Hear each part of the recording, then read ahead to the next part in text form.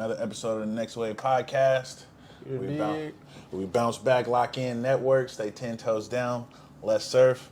Got a very special guest today, C. Lee, C Legal for the People. I'm gonna let you take in your introduction, friend. What's up, man? This is C Legal for the People. We on Next Wave podcast, man. I've been looking forward to this all week, man. I'm ready to have a good conversation, good informative conversation. You know what I'm saying? Get some good information out there. Hell yeah. So before we get started, I know I was talking to you about kind of like the premise of it. It's a young men's empowerment lifestyle podcast, and I really put a lot of thought into the name Next Wave and like my slogan. And so, you know, as I'm interacting with a lot of young inner city men, typically 16 to 25, victims of crash out culture, right? Victims of not being economically empowered, right?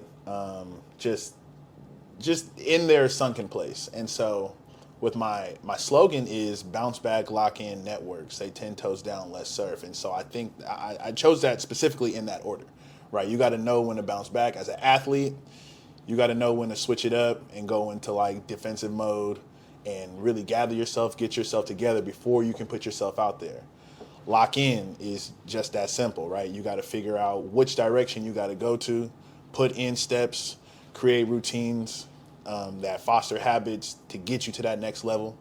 Network, I'm all about people collaborating positively and productively, and then staying 10 toes down, right? That one's needless to say. Once you get to a certain spot, you got to know how to hold it. And then let's surf, right? And the name Next Wave, as somebody who had economic challenges in my neighborhood in San Francisco in particular, right? I think black people in San Francisco have a very particular story.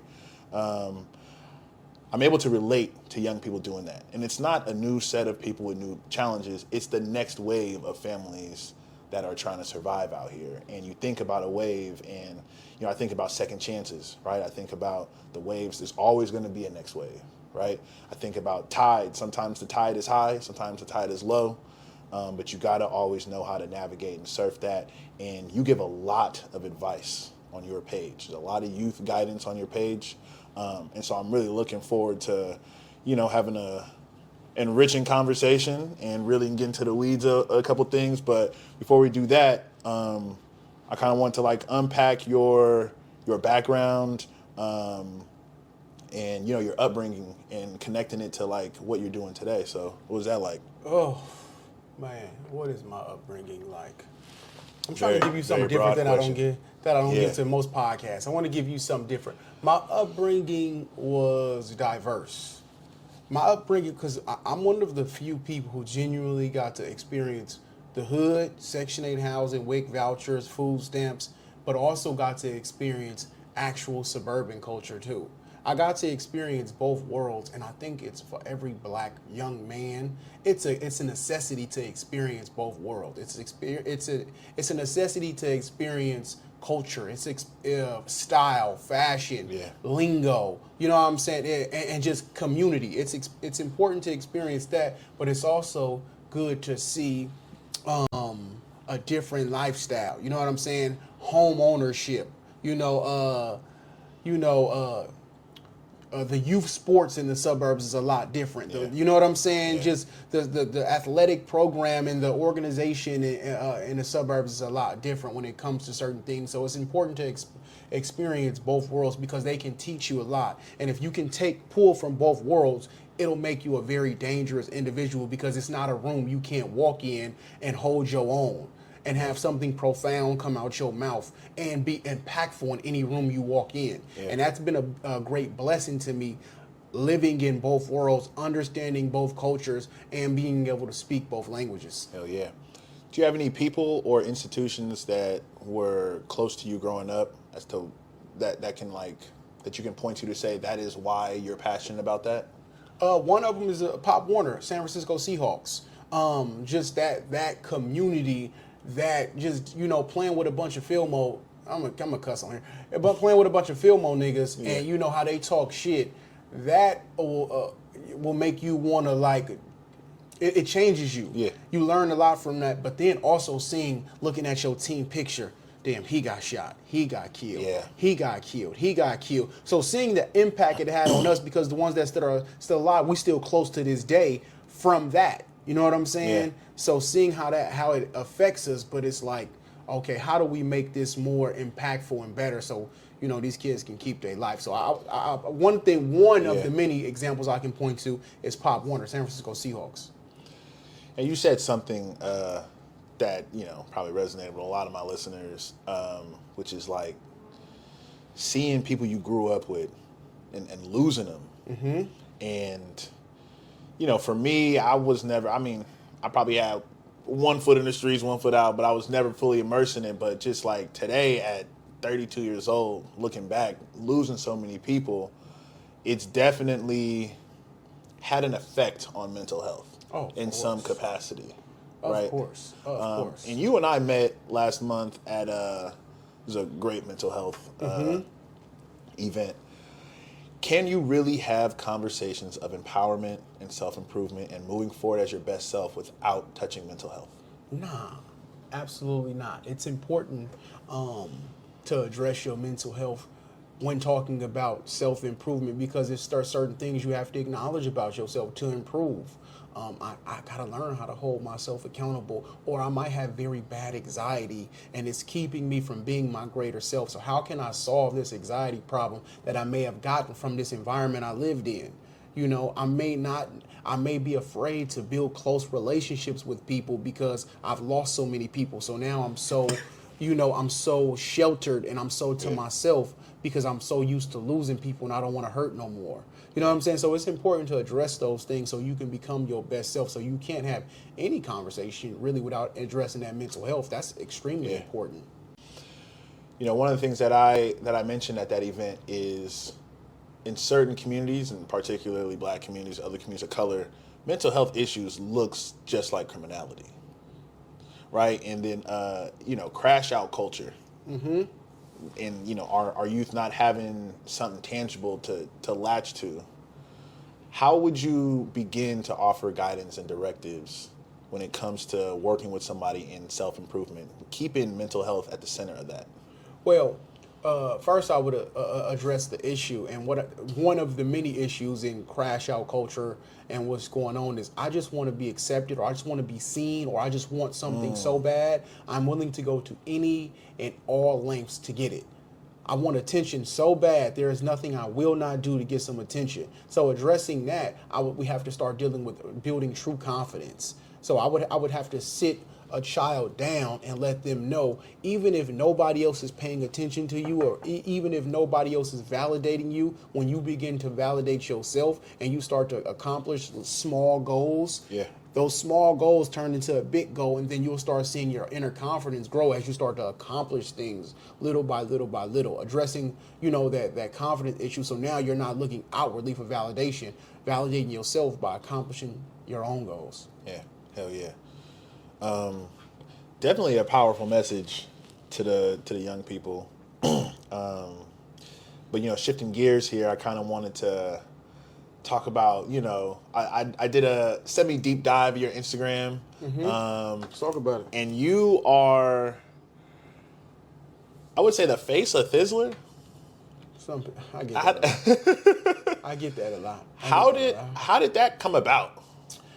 Every interview I do, I always credit Remedy 415, from the Geneva Towers, because I was selling clothes at first, and Remedy pulled into my shop one day, and we just hit it off, and I was, managing him and helping him with his brand, because I was selling clothes at the time, and then I started going live, and my live started doing really well. Yeah. So Remedy, gave me a lot of game about the music industry, and then he made a call to Thizzler. And he was like, hey, he's over here doing this. Y'all should probably bring him in. He's doing something very big. And that's where it hit it off. So in 5-6 years later, we're still here making, incredible shows, making great impact, changing lives, on that platform. Any success stories from your lives? Oh, yeah, man. From the Boogers to the Lil Cetos to the latest, the Tudors, to a bunch of producers, to the Task K's, a bunch of these young men who didn't have big audiences or didn't really have too much going on, are now getting put in front of hundreds of thousands of people and generating all these views, which is bringing new viewership to their brand. You know what I'm saying? Like Booga just had a billboard in Vallejo. He went from rapping on Instagram Live, going viral. Now he just dropped his album and had a billboard in his own city. That's a big thing for an artist. You know what I'm saying? To be able to get that look, to be able to expand your brand. And there's countless stories like that. People have benefited from that live in one way or another. You know what I'm saying? Getting noticed by other artists, getting noticed by other labels, or just going viral and just getting opportunities. Like, it's so many stories. We'd be here for an hour if I can just go through every single story, every producer that had made money selling a beat or got placements on major albums when they didn't really have access to these artists at first. But now you get on live and you got a bunch of your favorite artists watching this show. Now they like, give me that beat. Now you went from just somebody producing in your room. Now you're on one of the biggest albums that's, you know what I'm saying, and big on YouTube, 5-10 million views from live. So it's a lot of success stories. What kind of foolishness have you had to deal with on live? Every day. You know what I'm saying? Every day. What comes to mind is a young lady. She was rapping and she forgot her rap and just flashed the show. Oh, wow. You know what I'm saying? Which is very dangerous because Instagram don't play that nudity. You know what I'm saying? So, and she just, you know what I'm saying? So, I mean, that's just every day, but that's what makes the show entertaining because you just never know what you're going to get. Yeah. Where do the scissors come from? Man, I get that question so often, bro. The scissors just came from like me just grabbing shit. You know what I'm saying? When you live, anybody who goes live know like you can be fidgety, like I just be grabbing shit. Yeah. So the scissors literally just came out of nowhere, and now it's my sword. It's my secret weapon. It's my power tool. You know what I'm saying? It's a necessity. How do you reconcile some of the content from Thizzler music and also like guiding the youth in the right direction? I interviewed one of my former college instructors in a hip hop class. He does a lot of hip hop theory, and he's like, hip hop and music is here for entertainment. Mm-hmm. So if you can't really separate, then kind of what are we doing here? So how do you what is your response to that? Well, I think everything is good in moderation. That's how I was raised. I was raised on 400 Degrees Juvenile. Yeah. I was raised with Young Jeezy, Trap or Die. I was raised on the Gucci Mans. I was raised on the T.I. trap music. I think everything is good in moderation. I also listen to SWV and Maya and Escape. I think everything is good in moderation. You know what I'm saying? Because I would be miserable if I didn't hear some street shit sometimes just because I come from that. I like that. I enjoy that music. So I'm not finna sit here and get online and be holier than thou. And that could seem like everything street is so awful and so bad. And that is the cause of everything wrong in society. That is a tactic used to try to blame the black man for everything wrong in society. When people keep trying to point at rap music, that is a tactic that's been used since the beginning of time. The evil boogeyman, black man, is the face of everything wrong. And I will never allow that to happen. So when people do that, I'm like, look, everything is good in moderation. We were raised on this, but we didn't turn out a certain way. Like you trying to, put this off on the rappers. So I just believe everything is good in moderation. You know what I'm saying? Sometimes you might be in your street mood when you in the gym. Sometimes you might be in your R&B mood. You might be in your gospel mood when you're going through something. You might be in your, your Burna Boy, you know what I'm saying? Your, what they call it? Afrobeats mood. You know what I'm saying? So music, you might be in your mood. So I think there's a lane and a space for everybody. Hell yeah. You mentioned something to me. You said, we're kind of jumping around here, but you said mixing the candy with the medicine. Yeah. What's that about? My content theory is mix the medicine with the candy, what I do personally on my page and with my content. So I'm going to give you something funny. I'm going to give you something current. I'm going to give you, some candy. I'm going to give you that, but I'm also going to give you some wisdom. I'm going to give you some facts. I'm going to give you some data. I'm going to give you some reality. I'm going to mix the medicine with the candy because there's a need for both. Yeah. There is a need for both. Sometimes we as humans, we need to have some fun. We need to laugh. Yeah. We need to let go because life can be tough, but we also need to realize the real things going on that need to be dealt with. There's a necessity for both. Just make sure it's not too much of the candy or it's not too much of the medicine, because even if it's too much medicine can kill you. Is it effective? Do you feel like you get less pushback as opposed to telling somebody straight up what they need to be doing, what the problems are? I think my method is extremely effective. I think it's it's the reason why I'm having the little bit of success I had, just because I'm not going to approach you trying to tell you what to do or preach to you. I'm just going to give you an open and honest perspective, but I'm also going to be able to laugh with you too. Yeah. I'm also going to be able to crack jokes with you too. I'm also going to, you know what I'm saying, understand some of the things you talking about that may not be what I'm talking about. I can understand your language. So I think that method is a method everybody should pick up. Mix the medicine with the candy, especially in today's time, because people are going through too much to be talked at and preached at all the time. People just want to let their hair go. People struggling with rent. People struggling with their mental health. People are struggling with their families. It's a lot of struggles going on. So people have to let loose. You have to give people an outlet to let loose sometimes.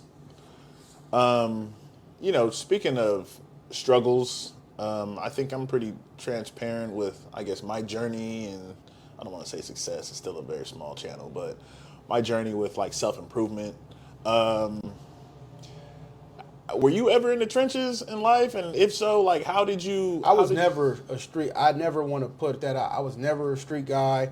I was never, dropping ops out. That was never my reality. Did I live in the hood? Yeah. Yes. And I represent the vast majority of the hood. Most of the people that lived in the ghetto were not street people. They ain't never shot nobody, killed nobody, sold no dope. You know what I'm saying? They were simply working class onlookers. Yeah. They were in the community, knowing what's going on. Yeah, they would go to the parties. Yeah, they was going to the candy houses. Yeah, they was cool with the street cats, even hoop with them. You know what I'm saying? But weren't engaged in any activity. You know what I'm saying? Yeah. So that's my truth. Yeah. Have you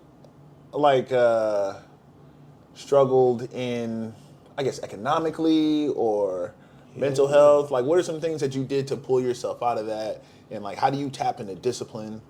How did you turn that corner? When I'm struggling with anxiety, when I'm struggling with depression, my new go-to is YouTube. I can't even lie. YouTube University then pulled me out some dark videos simply typing in what I'm going through. And there's a 50 different professionals there, you know what I'm saying, giving insight on how they dealt with it, or how they talk to their clients to deal with it. And I'm watching 20, 30 videos over and over, and I'm seeing what they, what the common theme in what they're saying, because everybody gonna say something different, but I'm gonna listen to what they're saying in common, take from that, learn from that, and see okay, and use that game and move forward. So YouTube is, I can't even lie, YouTube University will help you with a lot. YouTube will get you through some shit. You know what I'm saying? There's some free game on YouTube. I know we talk down on it, the internet, but sometimes YouTube University will really get you through it. When you can't talk to nobody or nobody understanding, you know what I'm saying? Because sometimes, you can't talk to nobody because they just don't get it. But so YouTube helps. But fellowship helps too, though. When somebody do understand what you're going through, when somebody has been through it, you know what I'm saying? That's one of the things I believe I'm great at, knowing where to go to get the information I need. Calling somebody who may understand, you know what I'm saying? Like, oh, you've been through this. How did you get through it? So fellowship and YouTube. When is it time to talk to a mental health professional? You've run out of your own options. YouTube ain't working, fellowship ain't working, and you just consistently dealing with this. It's time to go seek some professional help. It's time, I can't shake this. Yeah. It's not going nowhere. It's time to seek some professional help. And when you go seek that, the first person you meet may not be the one for you.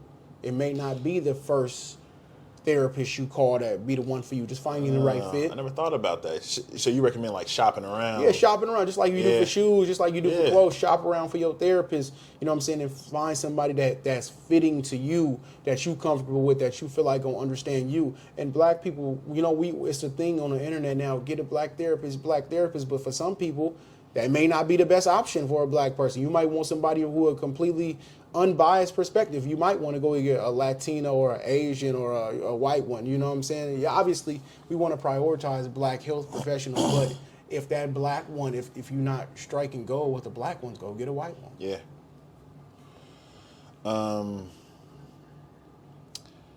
You recently were on No Jumper. Yeah, shout out to Almighty Suspect. Yeah, congratulations. Man. He hit me up. He said, I want to interview you for No Jumper. He's really, trying to, build that bridge between the Bay and LA. Yeah. And we had a great conversation, man. It was a good one. That episode should be dropping. By the time this has come out, that episode going to be out. You know what I'm saying? On No Jumper. So I'm looking forward to that. I typically ask this towards the end, but it's nice to jump around. Do you have any other like big events or plans? Coming up this summer. I'm trying to throw my own like game picnic. I got my game coming up, my card game coming up. You know what I'm saying? Coming out.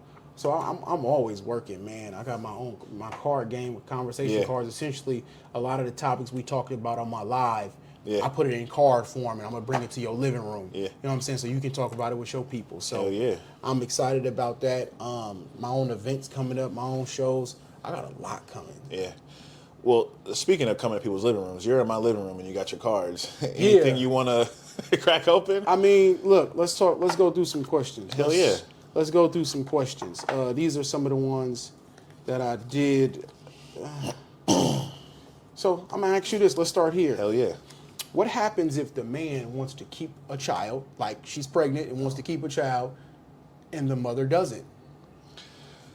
What happens is what should happen. What should happen. This is so the should piece is kind of what makes it spicy. I do know that men have no reproductive rights. Okay. And you know, it's a woman's body and a woman's choice.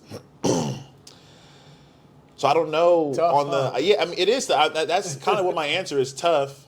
The should piece. I am pro-choice. It's not my body. I shouldn't have any say on it. And I think the sooner men accept that and sit with that, the easier it will be. So it sounds like there needs to be some work done on the front end.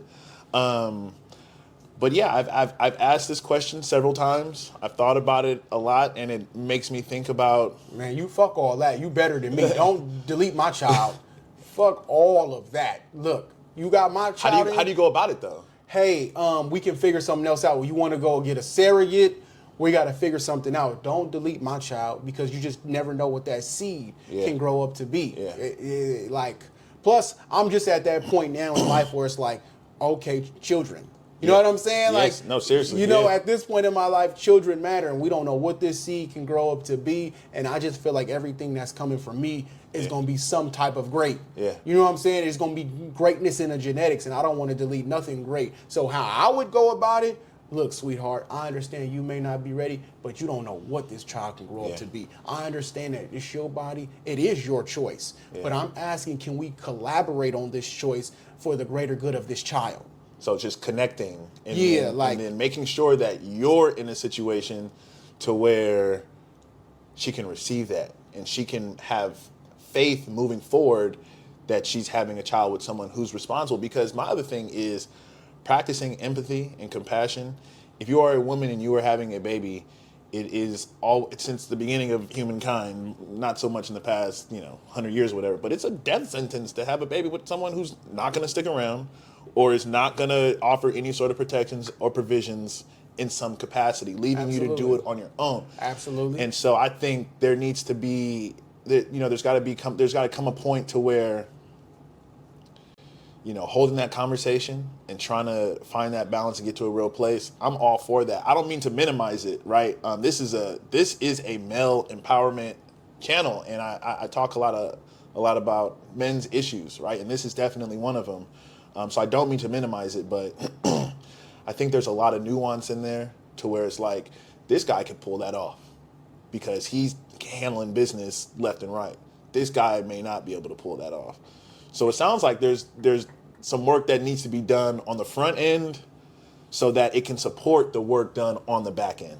Here's the thing, even when you do the work on the front end, she can still change her mind. Okay, That's I thought I wanted a baby. That's facts. I don't want a baby no more. You know what I'm saying? So what I'm going to try to do, obviously, you literally cannot force a woman to have a kid. You can't. That's facts. Because she literally, no, I don't want to do it.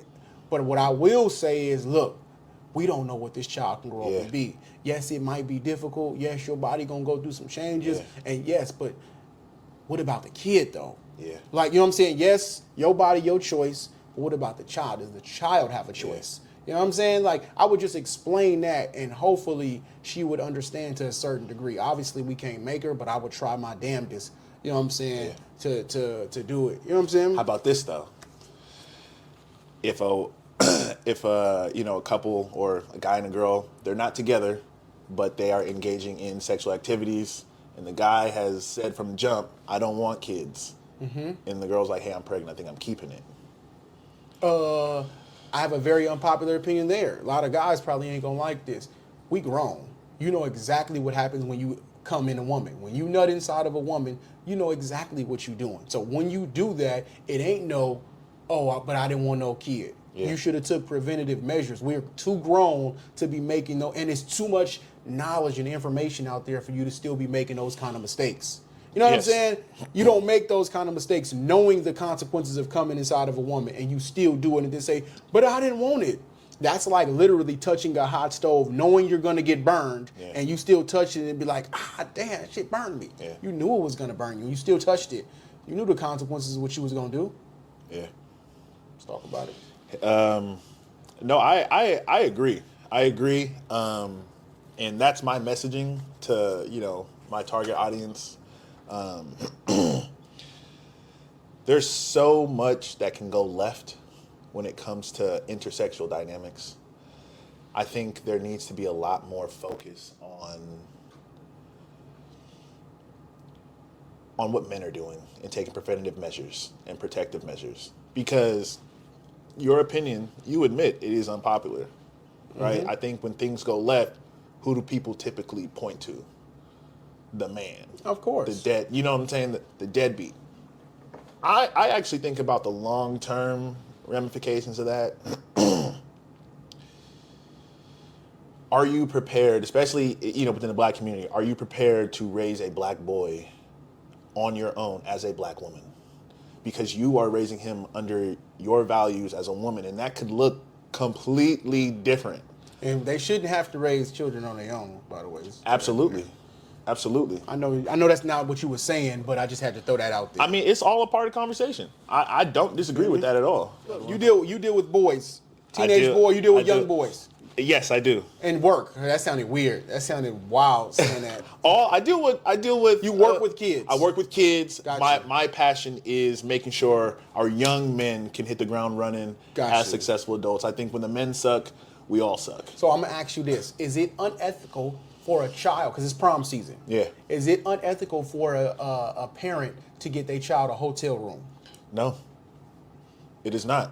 I mean, their teenage child, like a hotel room so they can kick with their friends. Is that unethical? I don't think it's unethical. I was also raised with that. Now, was we in there having a drug crazed orgy? No, we were not. We was chopping it up. I grew up with that kind of trend. I didn't go to prom. We couldn't afford it. So I never got a prom. But I do know that my friends were like, "Oh, so-and-so got a telly." And then when I asked, "Hey, how was it?" It's like, we just chopped it up until 3 a.m. and then kind of dispersed from there. But I do understand like the nature of the question and things that can go left. Exactly. But me thinking as I'm seeing the horizon of parenthood, balance, because the older I get, the more conservative I get.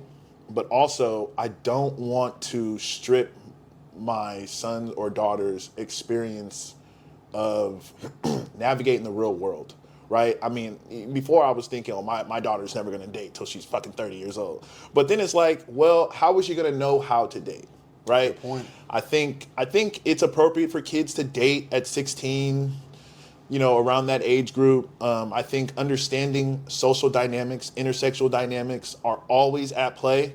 And if you can do it the right way, it's a healthy thing. I got really lucky. You know what I'm saying? Like, my mom didn't really let us out the house to go do X, Y, and Z. But I'm in a successful marriage, right? And I've been with my wife for 6 years, married for 1 year. And I think I got some good social reps when I was younger. You know what I'm saying? I think if I didn't have that, it would be different. And I can say that the guys who didn't have that, they are not. They don't really have that success either. The story how you met your wife you told me off camera is crazy. Yeah, that's crazy. We ain't got to get into it. Okay. But Part two? Crazy. Part two. We get into it. Part two. You got another one you want to do? Nah, I see your questions. Let's get into them. Okay, so going back to the dating market, right? Mm-hmm. I think women complain about the men in the dating market. Mm-hmm. And once I get into the weeds with this, I have a slogan, and it's pick better men, right? And I think complaining about guys not being where you want them to be makes sense to everyone except for the guys who get no play. And those are the ones who are the husbands and fathers. I was telling you earlier, women are curving guys left and right when they approach respectfully. Oh, he's corny, he's lame. But this the guy that's gonna stay with you. You know what I'm saying? And so, someone said a woman's natural protection and provision is a man. And I think a man's natural call to productivity and staying in alignment with what he's supposed to be doing is a woman. And when you get a man who has the swag factor, right? He might exude like dominant male energy, speaking with ebonics, wearing his clothes a certain way, but he doesn't have the substance. And he doesn't need it because he's being selected on that external kind of appearance, right? And when you let him skip all the self-improvement and all the self-building, he doesn't really have that internal peace. And so he's going around and he's really giving multiple women bad experiences. But because they're attracted to that external, there's no alignment there. So essentially you're saying a lot of these women are shallow and they need to do better. They're picking shallow is what you're saying. Yes. Yeah. I think if you end up complaining, your pick is on you because there's so many guys out here, single, childless, no record, integrity, collaborating positively, but because they don't have that external piece, like they're not being selected. One thing the gym teaches me as I, get my health better and better as I've been doing for a while now, but now I'm starting to elevate to another level in the gym. The gym teaches me you got to put the work in. Yeah. And I think that's with relationships, that's in business, that's with your physical. You got to put the work in. So what I mean by that is when it comes to dating and relationship, for one, let's just be honest, you got to look the part. To look the part, you probably want to make sure you're eating healthy. You want to make sure you're working out. You know what I'm saying? You want to make sure you're looking and presenting yourself as your best self. And after that, now you have to make yourself put yourself in a position to be chosen. Meaning you got to go outside. Yeah. You're going to have to go to the bars, or you might have to go to the events. You got to get outside. You can't just sit home and you got to put yourself in position to be chosen. After that, you got to have some conversation about yourself. You got to have some wit. You got to have something profound coming out your mouth. Yeah. You know what I'm saying? So when you do meet somebody, they're not bored to death. They don't feel disrespected. You're not socially awkward. It's a lot of work that needs to be done. So the thing now is everybody's complaining about the dating pool while not doing the necessary work to be able to put yourself in position to get the best options. Yeah. You know what I'm saying? Make sure you're looking the part. Make sure you're going outside. Make sure you have something profound coming out your mouth. Make sure when somebody deals with you, they after the conversation, they feel better than what they did before they talk to you. Yeah. You know what I'm saying? Yeah. So one thing that's not being talked about is everybody doing the work. Everybody has to put themselves in position and be doing the work to be able to get what they desire. I think we live in a fairy tale world where everybody's waiting for this Cinderella story where you're supposed to just bump into somebody and then they just gonna pay all your bills and everything is good. No, everybody has to do the work. And if you are not consistently doing the work and dating and meaning, you know what I'm saying, then you're not gonna see no results. And when I talk about those results, I mean, look, every frog ain't gonna be a prince. Yeah. You're gonna meet some people, okay, ladies, I'm talking to the ladies on this one. Yeah. Every nigga you meet ain't gonna be the one. You might meet he raggedy, this ain't that. Oh, and you just keep trying. And for the fellas, every female you meet, every one ain't gonna be Cinderella. Okay, well, let me ask you this. How do you understand your level? Because now we connected it to a certain conversation that's hard for, I think, particularly women. You said you like to approach conversations with data facts. If you look at the dating statistics from Tinder, Bumble, OkCupid, it shows that women are swiping on the top 15% of men. Mm-hmm. And men are swiping consistently on about 60% of men. And this is something... Women. Yes, and women. Yeah. And this is something that Kevin Samuels was talking about. It is a market. You cannot show up to the market with your own perceived value and lead with that. My first car was a 2000 Saturn. I could sell that car for $2,500 on what it's worth.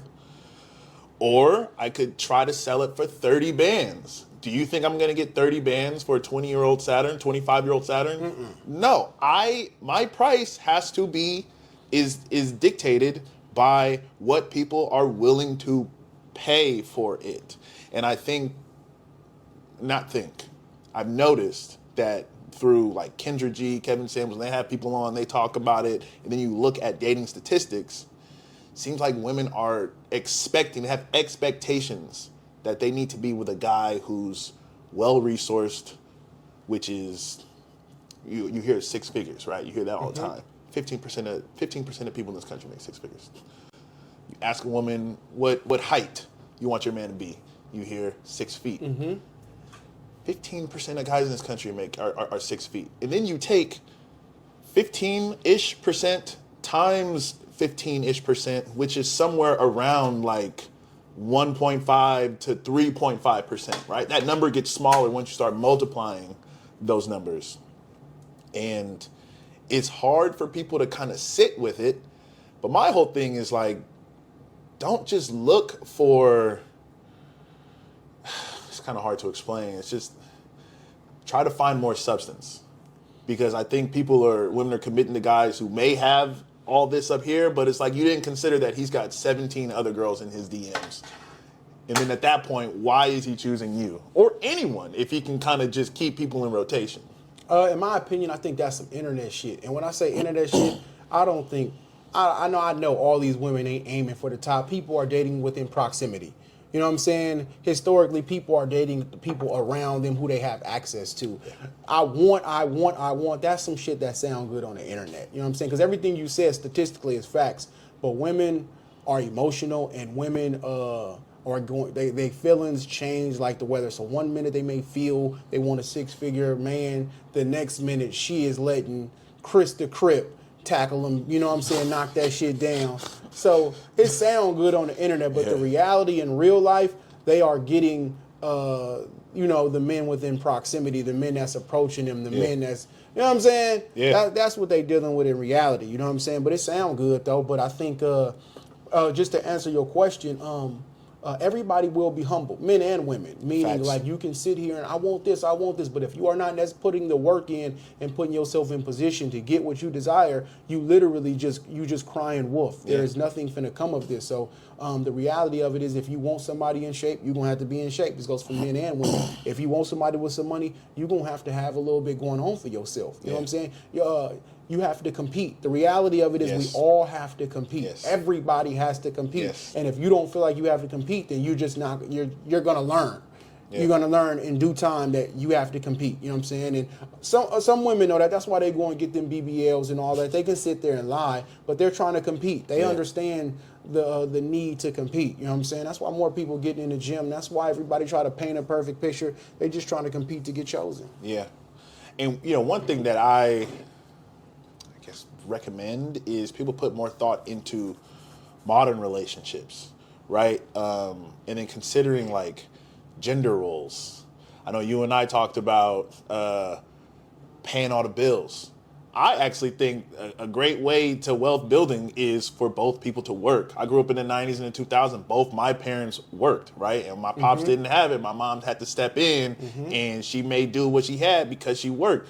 What are your thoughts around that? Should people kind of abandon that moving forward? Is that tradition outdated? Yeah, we have to abandon all old traditions. It's just not even practical no more. Yeah. We in the Bay Area, one of the most expensive place to live in the country.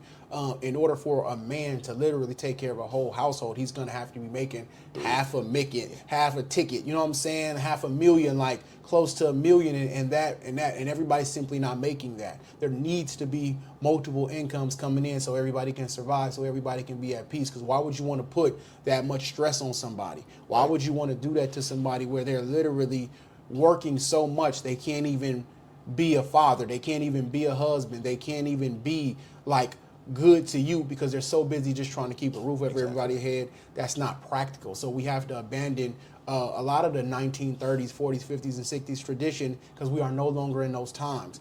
Communications changed. Prices have changed. People have changed. Yeah. Everything has changed. Therefore, dating and relationships have to change. Yes. So we have to abandon a lot of those old principles, thoughts, and morals. We are in a new time.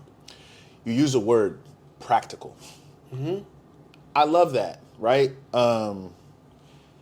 It's not realistic. It's not going to work out. And my advice, I guess, if I could give women a piece of advice, is be practical with your expectations, especially in the Black community. A lot of us in 2024 are in a position to be cycle breakers, right? A lot of us came from broken homes. If you have an opportunity to partner with a man who's an average earner, average height, but he cares about you and he wants to start something profound with you and think about legacy, go for it.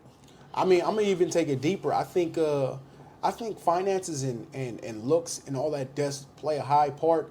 But we need to start talking about dealing with people who are good people, who have a good spirit. Yes. People who gonna pray with you. People who are honest. Leading with that. You know what I'm saying? People who are a genuine good human being. Yeah. Because and I'm gonna keep real. It's a lot of beautiful trash out here. Yes. As a nigga that's out here dating, there's a lot of beautiful women who've been so hell bent and so carried by her looks. She don't even recognize she's a terrible human being. Yeah. She's a liar. She's a manipulator. She's never accountable. She's always got chaos in her life because she's never been held accountable. So when you come are the embodiment of discipline, you're the embodiment of truth. It just throws her for a loop because it's like, look, I'm not you, and I'm not what you used to dealing with, and I can't even get with your program because I run my own shit my way. Yeah. You know what I'm saying? So it's like just dealing with decent humans is important, because even if y'all don't necessarily build a relationship with that, y'all can still build a friendship that can blossom into something beautiful if y'all don't necessarily date.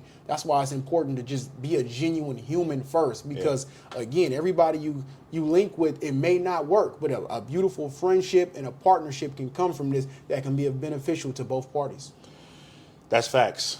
And then something that I kind of want to talk to more young men about. Men typically are like logical problem solvers. So if you're on a date and you get feedback and it's like, hey, I had a good time, your breath was kind of hot. The next time you see that girl, what are you gonna do? How do you prepare for that? You're gonna have your mints, your breath spray, your gum handy. We're problem solvers.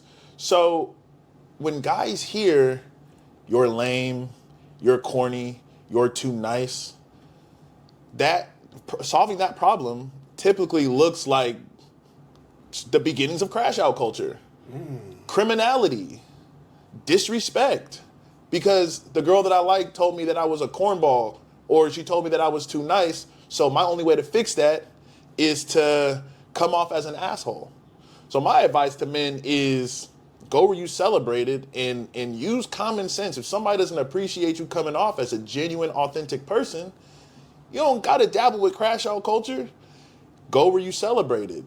And I kind of wanted to get, I have a sense about of what you would say, but kind of wanted to get your thoughts for my audience on that as well. For one, you shouldn't be making no woman that important to where it's like you changing who you are as a person to try to please this woman. Now, some niggas really do that. They know how to be whatever this woman likes to get what they want. But the reality of it is I've never seen that end well. It's a manipulation game that doesn't need to be played, because if we're playing a manipulation game, we can't be building anything solid or sustainable. So it's going to end bad, and it's like, okay, I got this, you got this, but now what do we have? Nothing. Yeah. So we just wasted a whole lot of time. But as far as like a motherfucker calling you corny, that's a part of life. Embody in who you are, because what happens is in life everything comes full circle. You know what I'm saying? Everything comes full circle. So just be your best self, and everything gonna take care of itself. Those who aren't supposed to be there won't. And you don't know how many times, like, something you thought you wanted, you later on seen, oh, this wasn't it. This wasn't it at all. Yeah. So Seriously, just be yourself, man. That's the way to do it. And then a lot of the times, the guys that I know who have been deemed as corny, or even myself, it's a lot of indicators of success. Right, because I'm not walking around speaking. We all speak in Ebonics, but knowing when to not and speak proper English, or like keeping your pants pulled up. Networking is huge. Image is huge. I know you know that. You know what I'm saying? And so like, I take it with a grain of salt. Man, I'm gonna tell you a story off camera, but I'm gonna say this: I ain't gonna never forget where a young lady said, "Why are you talking white?" I ain't gonna never forget. This was like 2011. That woman today, God bless her. Yeah. Yeah. I think, I have a lot of different pockets of similar stories. You know what I'm saying? But things come. That's why I said things come full circle. Yeah. It's like, because out of a man, like what? it's a lot of little idiots out there that have something to say about things they don't understand because they want to assimilate you to their idiocy. They want you to be just as dumb as them. I won't do it. Yeah. I don't care how stupid you are. I won't engage. You can be stupid on your own. You know Seriously. what I'm saying? But I'm not engaging. God bless you. I'm gonna do me, and it's been working. You know what I'm saying? And I'm gonna just where God leads me to, because what's for me gonna be for me, and what's not ain't. And it's been working immaculately so far. You know what I'm saying? I ain't missed out on a woman that I was supposed to have yet. Yeah. Or a dollar. So. And I think it's also important to keep in mind, dating market experience is going to be completely different for men and women. I think women have a lot of control early on, and then around 30, that's when they start to meet each other in the middle. You have guys who are, even if you're just doing like the bare minimum, a 25-year-old guy is not going to be as economically empowered as a 35-year-old guy. And so I think around that age, men have, as they get older, they have incredible optionality. And I think it's the complete opposite for the women because it is a market. Some of them. I don't want to, some of them. There are exceptions. There's always exceptions to the rule. But again, everybody has to compete. Like men and women. And I want women to understand it. You have to compete, especially like when you in your 30s, because now you're competing with a man who can get a 23-year-old, 24-year-old, and he can get a 30-year-old or a 40-year-old. And for the men, you got to understand, once you stop being competitive, you lose your options. Yeah. Don't think just because, you got some money, she'll break you for your money, but she's going to be attracted to that young, in shape, charismatic, magnetic young man. You know what I'm saying? Everybody has to constantly be competing. And if you don't think like that, you are going to get left behind, or you're going to be left with the leftovers that you don't really want if you are not competing. Everybody has to compete. I don't want men to start thinking, I'm 30-something now, I got some money, the world is at my feet. No, you a 30-year-old nigga, that's lame. It's niggas on the internet, I see this all the time. You got some money, but you lame, and she's using for your money. She don't respect you. She don't care about you. She can't wait till you pass over and die so she can try to get as much as she can. Yeah. You know what I'm saying? So, and who wants that energy? You know what I'm saying? Who wants to be around that? Who wants that energy? So everybody has to constantly be competing, meaning making sure you looking like something, have something profound coming out your mouth, and putting yourself in the best position to be chosen. Everybody has to compete. I saw you slip the mint in. I wasn't talking about you. Oh, no. I just do that already. Okay, hell I did because I talk a lot, so my mouth get dry. It's just because when you talk for a minute, it do that. Nah, I just do that naturally. Well, I want to honor the time commitment. But before we get out of here, we can keep going. Get a couple more in. Okay. Actually, that was it for me. Solid. I wanted to, if you had a spicy one you want to touch on before I ask you about the prom thing. What's been on my spirit? Loyalty. I think we need to make sure we are always being loyal to ourselves. What does that look like? Loyalty to yourself is not feeling ashamed when you do what's best for me. Not because we want to give and help and pour so much, but it's okay to say, you know what, I'm putting me first. This don't work for me. I'm doing what's best for me. I'm going to honor myself first. I'm going to take care of me first. Loyalty to yourself is important because if you pour, you're going to be pouring from that empty cup, which is a popular saying, but I see it often and I see it with myself. You know what I'm saying? So it's okay to do what's best for you. It's so hard to set boundaries these days, though. It is. How do you set boundaries? And then just from what we just talked about now, if as a young man you've developed, I listen to Tarquin, I listen to C. Lee, I've developed here and there. I'm ready to step out into the dating market, and I'm being told that the average date is $150. I can't afford that. I got to set a boundary. Like what do you tap into One thing I tell black men and myself all the time is be completely 100% transparent. And whoever's for you gonna be for you, and whoever not for you, it's gonna kill itself. So I don't have it. You know what I'm saying? Just using your example, I don't have it, but let's go walk the lake. Let's go do it for a hike. Let's go do something free. Just it's so much power in the truth. It's so much power in the truth. Because when you just keep it all the way real, that's the boundary right here. That's the boundary. The truth is the boundary, and we're gonna build this whole thing on truth. If you build the foundation is built on truth, that's the boundary. I can't afford this. I can't do this. I want to do this in time, but right now I'm working on this. Let's talk about it. No, that's facts. What else is on your mind? No, that's it. I got you here. I'm okay. good. I think we got some good stuff. One thing before you go is I want to talk about the prom thing. You know, I mentioned earlier, you know, we just didn't have enough money for me to go to prom, and it's something that always comes back to me every April and May, right? Absolutely. I hear that a lot. So how did you get into that? Why are you so passionate about it? Well, how's it going? This all started in about 2016 because I did and shout out to Waukiki on Instagram. We did a collaboration event, a charity winter ball to raise money for my partner Jeremy Posey, who got shot in West Oakland, and he was paralyzed. And before they would release him from the hospital in San Leandro, I forgot the hospital name, but it's like, you know, where they send disabled people, you have to have a wheelchair accessible apartment. So we did this event at Nika Lounge in Concord, California, and it was a charity winter ball, everybody suit and tie event, and we did that to raise money for him. I tell that story because when I did that event, so many people was like, Lee, I never got to go to prom. I never got to go to prom. I never got to go to prom. I never got to go to prom. So I'm like, damn.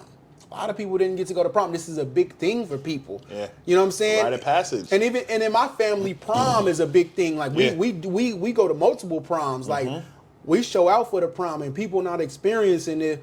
And I seen this has a lasting effect on people. Yeah. So me seeing the lasting effect it has on people, I'm like, let me help these kids go to prom, because I'm sure some people have financial issues why they can't go. So I try to find kids in need and help them, like, so you can experience this once in a lifetime opportunity, because you don't get to go back to high school. Yeah. You don't get to go back to high school. Yeah. So let me try to be a blessing. And it's been working.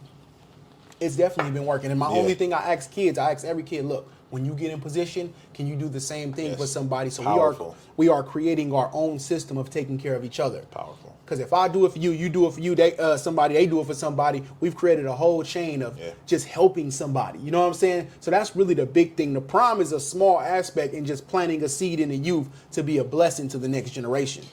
It seems like you keep that at the center of a lot of your interactions. Where does that come from?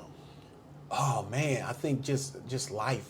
Yeah. You know what I'm saying? Just when somebody was a blessing to you, and the easiest way to explain it is God put it on my heart. I can sit here and give you some long explanation, but sometimes when you just sit with yourself and God put something on your heart to do, you just do it. I can give you a whole bunch of different examples of things that happened that made me want to do this, but the reality of it is God put it on my heart. I do this. And I can tell when I'm in alignment because it's easy and it's impactful. Yeah. It's just natural. You know what I'm saying? The funds just come. You know what I'm saying? We find the kids organically, and the effect it has on them is so organic. You know what I'm saying? So, you know, sometimes when God put it on your heart, man, it's just, you got to just act. Sometimes it don't even make sense to you. But so you ever had something on your heart where it's like, seriously, I need to do this? Yeah. And it happens. Let's talk about it. Appreciate you coming through. Thank you, bro. C Legal is truly for the people. This part one. We're going to do a part two, too. We're going to do a part two. Hell Absolutely. Yeah. I'm C Legal for the people. Let's talk about it. Hell yeah. Thank you, everybody, for tapping in. Appreciate y'all. We're going to serve.